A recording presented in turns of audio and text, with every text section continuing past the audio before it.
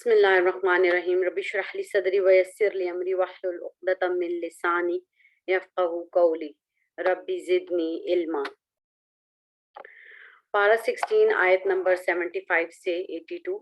پہلے ربع کی آیات ہیں، ان کو ہم دیکھتے ہیں۔ پہلے ان کا ترجمہ دیکھ لیتے ہیں۔ اس نے کہا، کیا نہیں میں نے کہا تھا تم سے کہ بے شک تو ہرگز نہیں استطاعت رکھے گا میرے ساتھ صبر کی۔ یہ کس نے کہا؟ یہ خضر علیہ السلام نے کہا۔ اور کس سے کہا؟ حضرت موسیٰ علیہ السلام سے کہا۔ اس کی تفصیل ہم ابھی دیکھتے ہیں۔ کہا موسیٰ علیہ السلام نے، اگر میں پوچھوں آپ سے کسی چیز کے بارے میں اس کے بعد تو نہ ساتھ رکھنا مجھے، یقیناً تو پہنچ چکا ہے میری طرف سے عذر کو۔ یعنی وہ اتنی دفعہ منع کرنے کے باوجود بھی بار بار جب سوالات پوچھ لیتے تھے تو پھر خود ہی اپنے آپ کے بارے میں یہ کہہ رہے ہیں کہ میری طرف سے اب حجت، آپ کی طرف سے مجھ پر حجت قائم ہو چکی ہے۔ پھر وہ دونوں چل پڑے، یعنی حضرت موسیٰ اور حضرت خضر علیہ السلام چل پڑے، یہاں تک کہ جب وہ دونوں آئے ایک بستی والوں کے پاس، ان دونوں نے کھانا مانگا اس کے رہنے والوں سے، تو انہوں نے انکار کر دیا، یعنی بستی والوں نے کھانا نہیں دیا کہ وہ مہمان نوازی کریں ان دونوں کی۔ پھر ان دونوں نے پائی اس بستی میں ایک دیوار کہ وہ گرا ہی چاہتی تھی، تو اس نے سیدھا کر دیا اس کو۔ موسیٰ علیہ السلام نے کہا حضرت خضر علیہ السلام سے کہ اگر آپ چاہتے تو آپ ضرور لے لیتے اس پر اجرت، کہ انہوں نے تو ہمیں کھانا بھی نہیں دیا، ہم نے کھانا مانگا انہوں نے کھانا بھی نہیں دیا، اور آپ نے مفت میں ان کی دیوار درست کر دی۔ تو اس نے کہا، یہ وقت ہے جدائی کا میرے درمیان اور تیرے درمیان، ان قریب میں بتاؤں گا تجھے اس کی حقیقت جو کہ نہیں تو کر سکا اس پر صبر، یعنی جن چیزوں پر تم صبر نہیں کر سکے اور سوال جواب شروع کر دیا، میں اس کی حقیقت تمہیں بتاؤں گا۔ رہی کشتی تو وہ تھی چند مسکینوں کی جو کام کرتے تھے سمندر میں، تو میں نے ارادہ کیا کہ میں عیبدار کر دوں اسے، اور تھا ان کے آگے ایک بادشاہ جو لے لیتا تھا ہر کشتی زبردستی، اور رہا لڑکا تو تھے اس کے ماں باپ دونوں مومن، تو ہم ڈرے کہ وہ پھنسا دے گا ان دونوں کو سرکشی اور کفر میں، تو ہم نے چاہا کہ بدلے میں دے ان دونوں کا رب اس سے بہتر پاکیزگی میں اور زیادہ قریب و شفقت میں، یعنی وہ بچہ جو ہے وہ سرکش نکل آئے گا، نافرمان نکلے گا، زیادتی کرے گا، تو ہم نے اس کو قتل کر اللہ کے حکم سے کر دیا تاکہ اس کو اللہ اس سے بہتر اور پاکیزہ اولاد عطا فرمائے اور بہتر نعم البدل دے۔ اور تیسری چیز، اور رہی دیوار تو تھی وہ دو یتیم لڑکوں کی اس شہر میں، اور تھا اس کے نیچے خزانہ ان دونوں کا، اور تھا ان دونوں کا باپ نیک، تو ارادہ کیا تیرے باپ نے کہ وہ دونوں ارادہ کیا تیرے رب نے کہ وہ دونوں پہنچ جائیں اپنی جوانی کو، اور وہ دونوں نکال لیں اپنا خزانہ تیرے رب کی رحمت کی وجہ سے ہے، اور نہیں کیا اس نے اسے، یعنی یہ کام سب اپنی مرضی سے۔ یعنی یہ جو تیسرا تھا یہ کیا تھا کہ اس میں وہ خزانہ تھا، اور جو وہ خزانہ تھا وہ اس کے نیچے دفن تھا دیوار کے نیچے، اور وہ جب وہ جوان ہوں گے تو وہ اس خزانے کو نکالیں گے، اور یہ اللہ کی مشیت تھی، تو اس لیے اس مشیت کے مطابق جو ہے وہ یہ دیوار کو سیدھا کر دیا کہ وہ گر رہی تھی، اور اس کو درست کر دیا تاکہ وہ خزانہ وہاں مدفن رہے۔ اور نہیں کیا میں نے اسے، یعنی یہ سب کام اپنی مرضی سے، یہ حقیقت ہے ان باتوں کی جو نہیں تم کر سکے اس پر صبر۔ تو یہ تینوں حقیقتیں جو ہیں یہ بتائی گئی ہیں، اب اس کے بارے میں تھوڑی مزید تفصیل دیکھ لیتے ہیں۔ موسیٰ علیہ السلام اور خضر علیہ السلام جب ایک مقام پر پہنچے جہاں خضر علیہ السلام نے ایک کشتی کا تختہ توڑ دیا، تو اس پر موسیٰ علیہ السلام صبر نہ کر سکے اور کہا کہ آپ نے یہ اچھا کام نہیں کیا۔ پھر وہ ایک بستی میں گئے اور وہاں خضر علیہ السلام نے ایک لڑکے کو مار دیا، تو موسیٰ علیہ السلام نے پھر صبر نہ کیا اور کہا کہ یہ آپ نے بہت نامعقول بات کی، آپ نے قتل کر دیا لڑکے کو۔ تو حضرت خضر علیہ السلام نے کہا کہ کیا میں نے نہیں کہا تھا کہ تو صبر نہیں کر سکے گا، تو استطاعت نہیں رکھے گا؟ تو پھر موسیٰ علیہ السلام نے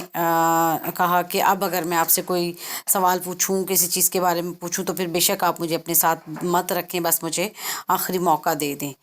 تو اس کے بعد کیونکہ یقیناً آپ کی طرف سے حجت قائم ہو چکی ہے، اب اس کے بعد آپ مجھے کوئی موقع نہ دیجیے۔ خیر انہوں نے یہ موقع دے دیا، پھر وہ چل پڑے، تو پھر ایک بستی میں پہنچے جہاں پر انہوں نے کھانا مانگا، لیکن اہلی بستی نے انکار کر دیا، اور پھر خضر علیہ السلام نے وہاں پر ایک دیوار تھی جو کہ گرنے ہی والی تھی، تو خضر علیہ السلام نے اس کو سیدھا کر دیا،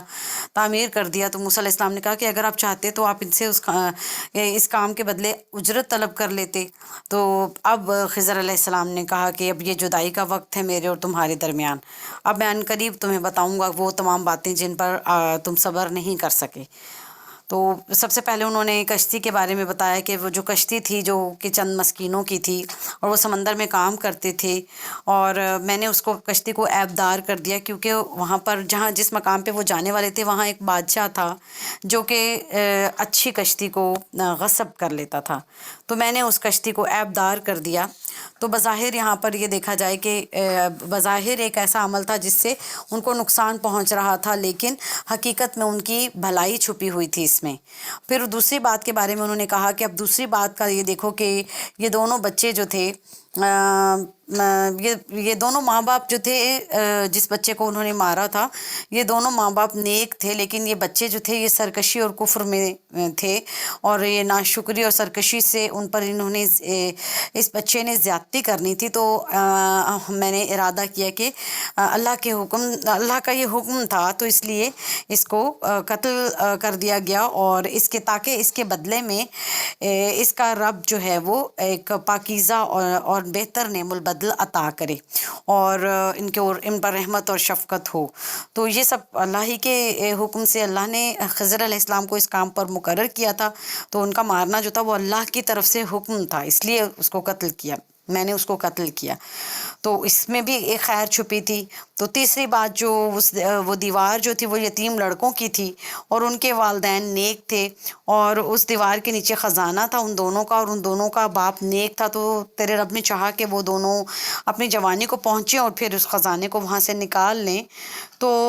اس لیے جو ہے یہ تمام کام جو ہے وہ کیے گئے۔ تو ان واقعات سے یہ بہت واضح طور پر یہ نظر آتا ہے کہ ظاہری پہلوؤں کو دیکھ کر ہمیں اندازہ نہیں لگانا چاہیے کہ بظاہر اگر ہمیں کوئی بھلائی نظر نہیں بھی آ رہی ہوتی کسی کام میں، لیکن اللہ تعالیٰ نے اس کام میں انسانوں کی کوئی نہ کوئی بھلائی رکھی ہوتی ہے۔ تو اس لیے ہمیشہ یہ دعا کرنی چاہیے، جیسے کہ ہمیں لیکچر میں بھی یہ دعا بتائی گئی کہ یا اللہ میں نے اپنا آپ تیرے حوالے کر دیا اور تجھ پر توکل کیا، اور پختہ ایمان اور یقین ہونا چاہیے اللہ تعالیٰ کی ذات پر۔ بظاہر کوئی بیماری، بظاہر کسی بچے کی کوئی چوٹ یا کوئی ہمارا مالی نقصان، بظاہر ایسی چیزوں سے ہمیں یہ نہیں سمجھ لینا چاہیے کہ یہ ہمارا نقصان ہو رہا ہے، اللہ تعالیٰ ہمارے لیے بہت بہتر فیصلہ کرتے ہیں۔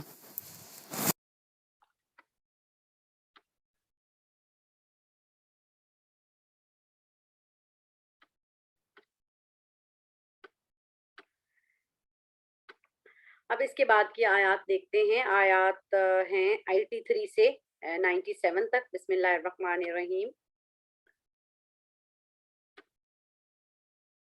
پہلے ہم ان کا ترجمہ دیکھتے ہیں۔ اور وہ سوال کرتے ہیں آپ سے ذوالقرنین کے بارے میں، تو آپ کہہ دیں کہ عنقریب میں پڑھ کر سناؤں گا تم پر اس سے کچھ ذکر۔ ابھی ہم اس کے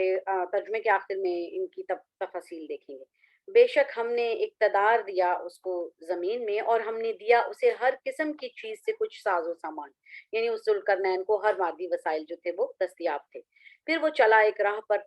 ایک مہم پر، ٹھیک ہے، یہاں تک کہ جب وہ پہنچا سورج کے غروب ہونے کی جگہ پر، اس نے پایا اسے کہ وہ غروب ہو رہا ہے ایک سیاہ کیچڑ والے چشمے میں، اور اس نے پایا اس کے پاس ایک قوم کو۔ ہم نے کہا اے ذوالقرنین، یا کہ تو سزا دے انہیں، یا تو اختیار کرے ان کے بارے میں بھلائی،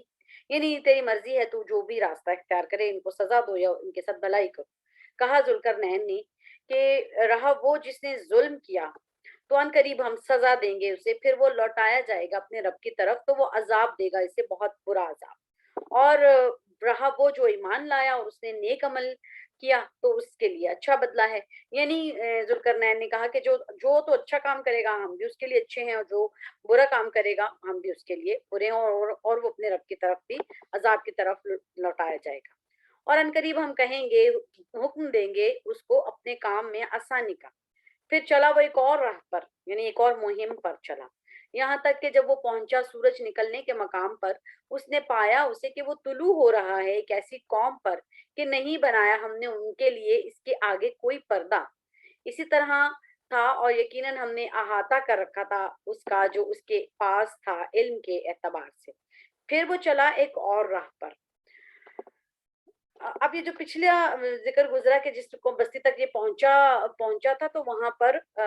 ایک ایسی قوم تھی جو جن کے درمیان اور سورج کے درمیان کوئی پردہ نہیں ہوتا تھا. نہیں بنایا ہم نے ان کے لیے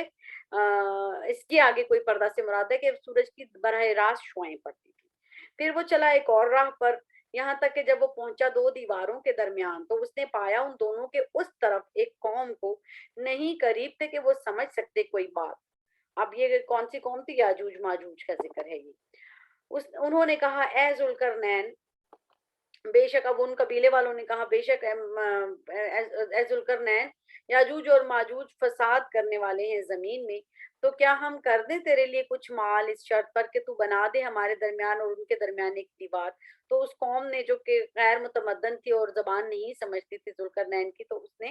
کہا کہ ہمارے لیے ایک دیوار حائل کر دو. اس نے کہا جو قدرت دی ہے مجھے اس سلسلے میں میرے رب نے وہ بہت بہتر ہے، بس تم مدد کرو میری قوت کے ساتھ، میں بنا دوں گا تمہارے درمیان اور ان کے درمیان ایک بند. یعنی مجھے صرف افرادی قوت فراہم کرو، میں بند بنا دوں گا. تم لا دو مجھے لوہے کے بڑے بڑے تختے. یہاں تک کہ جب اس نے برابر کر دیا اس فلاح کو جو دو پہاڑوں کے درمیان تھا، اس نے کہا پھونکو یعنی آگ دہکاؤ. یہاں تک کہ جب اس نے بنا دیا اسے آگ تو کہا لاؤ میرے پاس، میں ڈال دوں اس پر پگھلا ہوا تانبا. پھر نہ تو انہوں نے استطاعت رکھی کہ وہ چڑھ سکیں اس پر، اور نہ انہوں نے استطاعت رکھی اس کو نقب لگانے کی. تو یہ ذوالقرنین کے بارے میں جو آیات ہیں ان کے بارے میں مزید تفصیل یہاں پر دیکھتے ہیں. اب دیکھتے ہیں آیت 83 اور 97 میں کیا بات ہو رہی ہے. ذوالقرنین جو کہ اس لفظ کا مطلب ہے دو سینگوں والا، اور اس کے بارے میں کہا جاتا ہے کہ اس نے مشرق اور مغرب دونوں کناروں پر پہنچ کر سورج کی شعاؤں کا مشاہدہ کیا. بعض مفسرین یہ بھی کہتے ہیں کہ اس کے سر پر بالوں کی دو لٹیں یا مینڈیاں تھیں. سکندر اعظم کو بھی ذوالقرنین سمجھا جاتا ہے، اور قدیم مفسرین کے مطابق ذوالقرنین ایک ایسا حکمران تھا جو مشرقی اور مغربی ممالک کو فتح کرتا ہوا ایک ایسا پہاڑی درے پر پہنچا تھا جس کے دوسری طرف یاجوج اور ماجوج تھے، اور اس نے وہاں یاجوج اور ماجوج کا راستہ بند کرنے کے لیے محکم بند تعمیر کیا تھا. کہا جاتا ہے کہ وہ ایک عادل حکمران تھا، وہ نفس پرست نہیں تھا، وہ مال و دولت کا حریص نہیں تھا. کہا جاتا ہے کہ وہ فارس کا حکمران تھا، اور یونانی اس کو سائرس کے نام سے جانتے ہیں اور عبرانی اس کو کیخورس کے نام سے جانتے ہیں، اور اس کا دور حکمرانی 539 قبل مسیح بتایا جاتا ہے. تو ذوالقرنین جو ہے اس کے بارے میں یہ کہا گیا کہ اس نے جو اس کا مین ان تمام آیات کے اندر بتایا گیا کہ وہ جب سورج کے غروب ہونے کی جگہ پر پہنچا، جب وہ غروب ہو رہا تھا ایک کیچڑ والے چشمے میں یعنی دلدل میں، یعنی فتوحات کرتا کرتا وہ جب آخری آبادی کو پہنچا تو جہاں گدلے پانی کا چشمہ یعنی سمندر تھا جو نیچے سے سیاہ معلوم ہوتا تھا، جیسے سمندر جو ہے سورج جو ہے وہ سمندر میں ڈوبتا ہوا محسوس ہو رہا ہو. تو اس نے وہاں ایک قوم کو پایا، اور اس نے یہ کہا کہ اگر اس کے پیغمبر کے ذریعے سے اس کو یہ الہام کیا گیا کہ آپ اس علاقے پر سختی کریں یا نرمی جو معاملہ بھی کریں، تو اس نے کہا کہ جو ظلم کرے گا تو عنقریب ہم اس کو سزا دیں گے، اور وہ اپنے رب کی طرف جو ہے وہ لوٹایا جائے گا، بہت بڑے عذاب کی طرف لوٹایا جائے گا. اور جو شرک کرے گا ہم اسے سزا دیں گے، اور جو نیک اعمال کرے گا تو ہم بھی اس کے ساتھ اچھے معاملات کریں گے، یعنی خراج وغیرہ کی وصولی میں اس پر سختی نہیں کریں گے. تو اس کے بعد پھر وہ ایک راہ پر چل پڑا، ایک اور مہم پر چل پڑا، مشرقی علاقوں کی طرف پیش قدمی کا فیصلہ کیا، اور یہ مکران کے علاقے تک پیش قدمی کی. تو وہاں پر ایک ایسی قوم کو پایا جو کہ جن پر اور جس قوم پر اور سورج کے درمیان کوئی اوٹ نہ تھی، کوئی پردہ نہ تھا. اس کا مطلب یہ ہے کہ ان کے گھروں پر چھتیں نہیں تھیں اور سورج کی شعاعیں ڈائریکٹ جو ہیں وہ ان کے اوپر پڑتی تھیں. ان کے گھروں کی صرف چار دیواری تھی، تو اس طرح ان کے جسموں پر براہ راست سورج کی تپش پڑتی تھی. پھر وہاں بھی ایسا ہی معاملہ ہوا، یعنی ظالم کے ساتھ سختی کا اور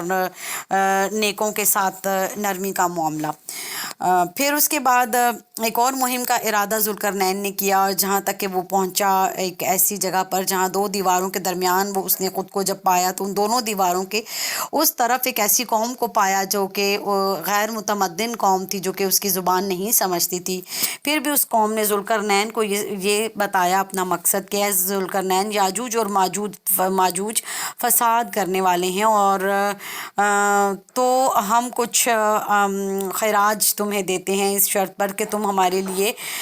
ہمارے اور ان کے یاجوج ماجوج کے درمیان ایک دیوار کھڑی کر دو، اور یہ جو پہاڑوں کے درمیان قدرتی گزرگاہ ہے اس کو بند کر دو۔ تو ذوالقرنین نے کہا کہ میرے رب نے مجھے بہت کچھ دے رکھا ہے اور تمہارے خراج کی مجھے ضرورت نہیں۔ یاجوج اور ماجوج جو تھے وہ حضرت جافس کی اولاد بتائے جاتے ہیں، بعض کے مطابق چین کی طرف آباد تھے، اور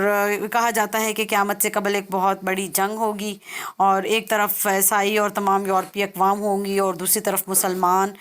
اور یہ جنگ مشرق وسطیٰ میں ہوگی قیامت کے قرب میں، اور پھر امام مہدی کا ظہور ہوگا، پھر حضرت عیسیٰ علیہ السلام کا ظہور ہوگا، اور وہ دجال کو قتل کریں گے اور دنیا میں اسلامی حکومت قائم ہوگی، اور یاجوج اور ماجوج اس جنگ کے بعد اس علاقے پر یلغار کر کے تباہی مچائیں گے۔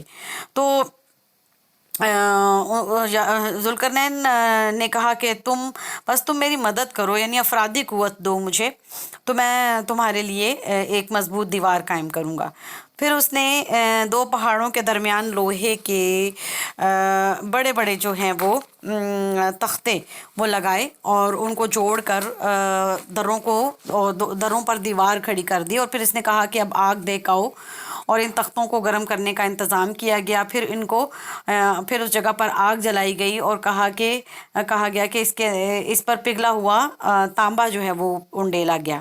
انہوں نے ذوالقرنین نے اس پر ان دونوں تختوں کے درمیان پگھلا ہوا تانبا انڈیل دیا، یعنی اس خلا کو تانبے سے بھر دیا گیا، اور وہ ایک بہت ہی مضبوط دیوار بن گئی جس پر کوئی نقب نہیں لگا سکتا تھا، نہ اس کو کوئی عبور کر سکتا تھا۔ لیکن اتنا بڑا کارنامہ کرنے کے بعد بھی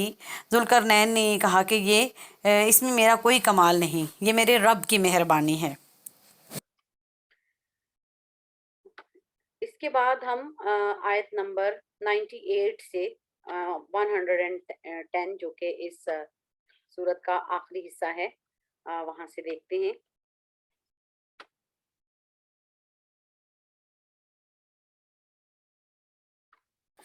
حدیث کے مطابق نبی پاک صلی اللہ علیہ وآلہ وسلم نے اس دیوار میں تھوڑے سے سوراخ کو فتنے کے قریب ہونے سے تعبیر کیا ہے، اور ایک اور حدیث کے مطابق وہ ہر روز اس دیوار کو کھودتے ہیں اور پھر کل کے لیے چھوڑ دیتے ہیں، لیکن جب اللہ کی مشیت ہوگی تو پھر وہ کہیں گے کل انشاءاللہ اس کو کھودیں گے، تو پھر دوسرے دن وہ اس سے نکلنے میں کامیاب ہو جائیں گے اور زمین میں فساد پھیلائیں گے، یہاں تک کہ لوگ گھروں میں قلعہ بند ہو جائیں گے اور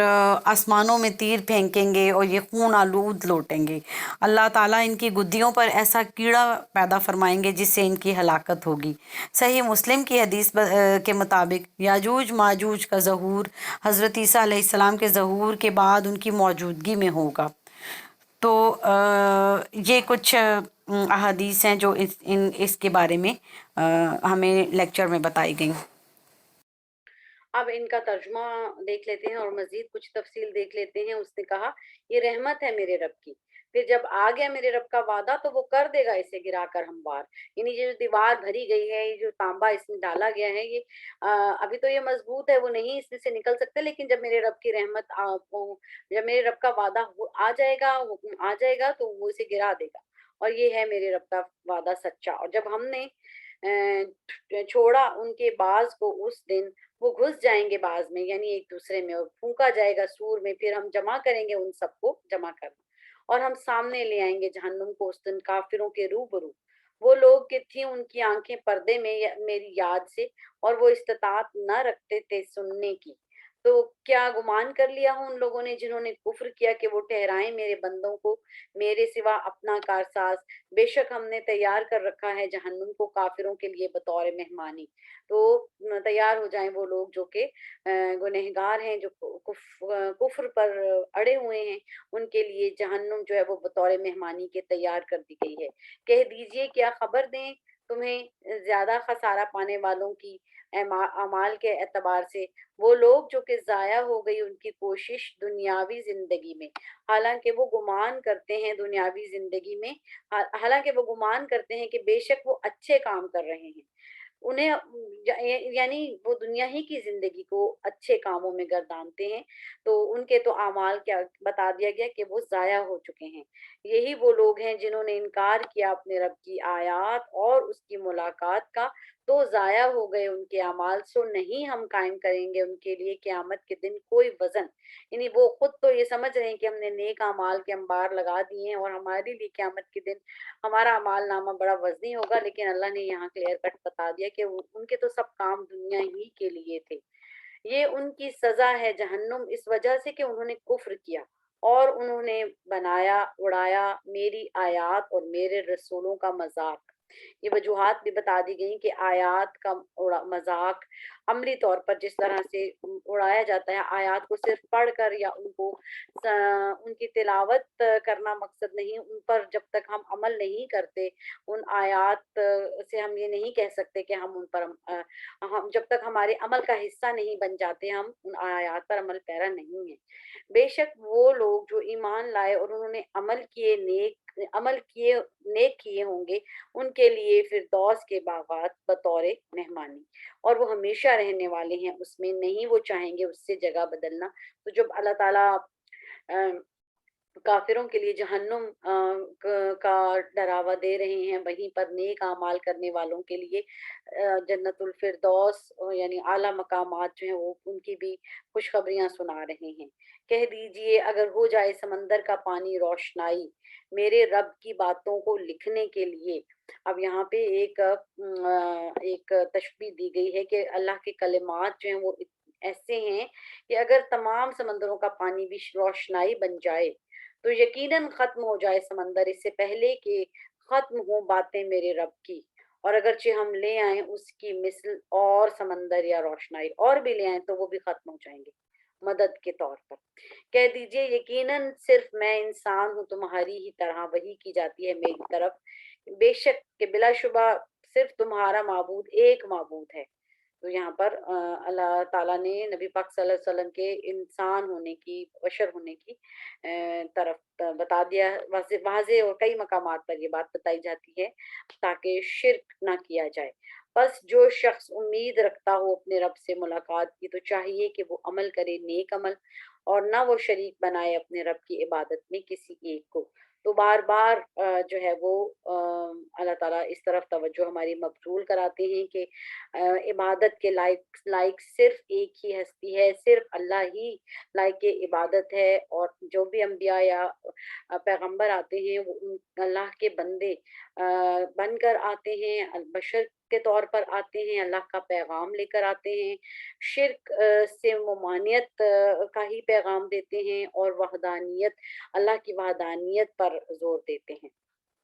تو یہاں پر بھی اختتام جو ہے وہ اسی طرح ہی کیا گیا ہے کہ اللہ کی عبادت کی جائے۔ اس کے بعد ہم سورہ مریم دیکھیں گے، اس کی کچھ آیات ہیں، آیت نمبر 1 سے 20 تک۔ بسم اللہ الرحمن الرحیم۔ یہ سورہ مریم جو ہے یہ ان صورتوں میں سے ہے جن کے آغاز میں 5 حروف مقطعات آتے ہیں، اور یہ مکی صورت ہے، ہجرت حبشہ سے پہلے نازل ہوئی، اور اس میں وہ آیات ہیں جو نجاشی کے دربار میں تلاوت کی گئیں جب مسلمان ہجرت کر کے حبشہ چلے گئے، اور وہاں سے ان کو واپس لانے کے لیے جب ایک وفد کو بھیجا گیا تو نجاشی نے پھر ان کی بھی بات سنی اور مسلمانوں کی بھی بات سنی، اور دونوں کی باتیں سننے کے بعد اس نے مسلمانوں کو بھیجنے سے انکار کر دیا۔ اب اس طرح اپنی شکست دیکھ کر انہوں نے اعتراض اٹھایا اور ایک سازش گھڑی کہ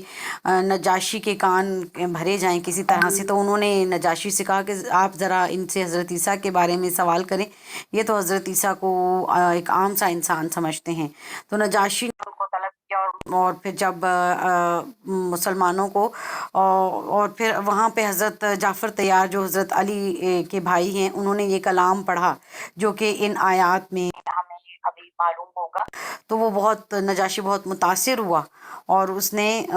یہ ایک تنکا اٹھایا اور کہا کہ جو کچھ تم نے کہا حضرت عیسیٰ علیہ السلام اس تنکے کے برابر بھی اس سے زیادہ نہیں ہیں. اور ان ساری باتوں کو سننے کے بعد بھی پھر اس نے دوبارہ وہی فیصلہ کیا جو پہلے کیا تھا کہ مسلمانوں کو واپس بھیج کرنے سے انکار کر دیا. اب کچھ اس کا ترجمہ اور مزید تفصیل دیکھ لیتے ہیں. کاف ہا یا عین صاد حروف مقطعات ہیں. یہ ذکر ہے آپ کے رب کی رحمت کا اپنے بندے زکریا پر. زکریا علیہ السلام کا یہاں ذکر ہے اور اس آگے آیات میں جیسے ہم دیکھیں گے حضرت عیسیٰ علیہ السلام کا ذکر ہے. اس سے پہلے حضرت زکریا علیہ السلام کا ذکر ہے. جب اس نے پکارا اپنے رب کو آہستہ آواز میں, اس نے کہا اے میرے رب بے شک میں ہوں کہ کمزور ہو گئی ہڈیاں میری اور شعلے مارنے لگا میرا سر بڑھاپے سے, اور نہیں ہوا میں کبھی محروم اے میرے رب تجھے پکارنے پر. یعنی اپنی حالت پہلے بیان کی کہ اب تو میں بالکل بوڑھا ہو گیا ہوں, کمزور ہو گیا ہوں, اور لیکن میں اے رب میں تجھے پکار کر کبھی محروم نہیں ہوا, اور بے شک میں ڈرتا ہوں قرابت داروں سے اپنے پیچھے, اور ہے میری بیوی بانجھ, بس عطا کر مجھے اپنی طرف سے ایک وارث. تو دعا کی کہ ایک وارث عطا ہو تاکہ جو ہیکل سلیمانی کا تمام نظام ہے وہ صحیح سے چلتا رہے, اور جو وارث بنے میرا اور وارث بنے آل یعقوب کا, اور بنا اسے اے میرے پسندیدہ, اے میرے رب پسندیدہ, اور اس وارث کو پسندیدہ بھی بنا. یہ بھی دعا مانگی. اے زکریا, اب اللہ تعالیٰ نے کہا بے شک ہم خوشخبری دیتے ہیں تجھے ایک لڑکے کی اور اس کا نام یحییٰ ہے. نہیں بنایا ہم نے اس کا اس سے پہلے کوئی ہم نام, تو یہ نام بھی اللہ تعالیٰ نے سلیکٹ کیا یحییٰ علیہ السلام. کہا زکریا علیہ السلام نے کہ اے میرے رب کیسے ہوگا میرے لیے لڑکا اس حال میں کہ میری بیوی بانجھ ہے, اور یقیناً میں پہنچ چکا ہوں بڑھاپے سے انتہا کو. کہا اسی طرح ہوگا, کہاں ہے تیرے رب نے, وہ مجھ پر آسان ہے, اور یقیناً میں پیدا کر چکا ہوں تجھے اس سے قبل حالانکہ نہیں تھا تو کوئی چیز. تو اللہ نے کہا کہ میں نے تجھے بھی تو پیدا کیا, تو کچھ بھی نہیں تھا, تو اسی طرح میں جو چاہوں کر سکتا ہوں. کہا زکریا نے اے میرے رب مقرر فرما میرے لیے کوئی نشانی. فرمایا تیری نشانی یہ ہے کہ نہیں تو بات کر سکے گا لوگوں سے 3 رات یعنی 3 دن تک تندرست ہوتے ہوئے, یعنی تم بات نہیں کر سکو گے لوگوں سے 3 دن تک. یہ نشانی ہے اس بات کی کہ میں یہ بات کہہ رہا ہوں. پھر وہ نکلا اپنی قوم پر حجرے سے, تو اس نے اشارہ کیا ان کی طرف یہ کہ تم تسبیح بیان کرو اللہ کی صبح شام. اے یحییٰ پکڑے رہو ہماری کتاب قوت کے ساتھ, اور ہم نے عطا فرمایا اسے فیصلہ کرنا یا قوت اور دانائی بچپن ہی سے. تو اب یہاں پہ ذکر ہے کہ اللہ تعالیٰ مخاطب ہے ہم سے یحییٰ علیہ السلام سے, اپنے ہماری کتاب کو قوت اور مضبوطی سے پکڑ رکھو, اور ان کو بھی دانائی اور حکمت جو ہے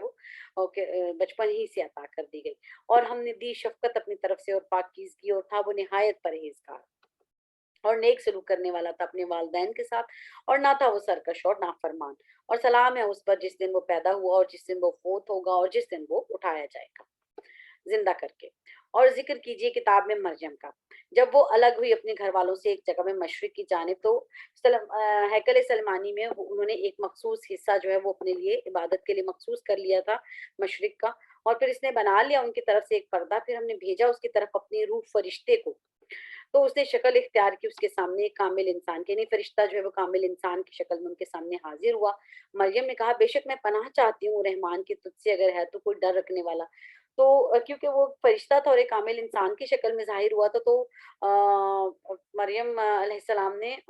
صرف اتنے سے الفاظ کہے کہ میں پناہ چاہتی ہوں رحمان کی, یعنی اگر تو کوئی مجھے نقصان پہنچانا چاہتا ہے تو میں تو پناہ چاہتی ہوں اپنے رب کی.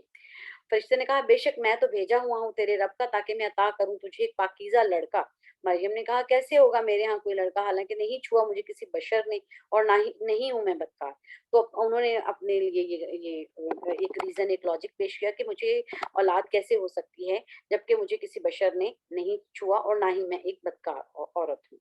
اس کے بعد کی آیات انشاءاللہ اگلے لیکچر میں دیکھی جائیں گی. وما علینا الا البلاغ المبین. السلام علیکم ورحمۃ اللہ وبرکاتہ.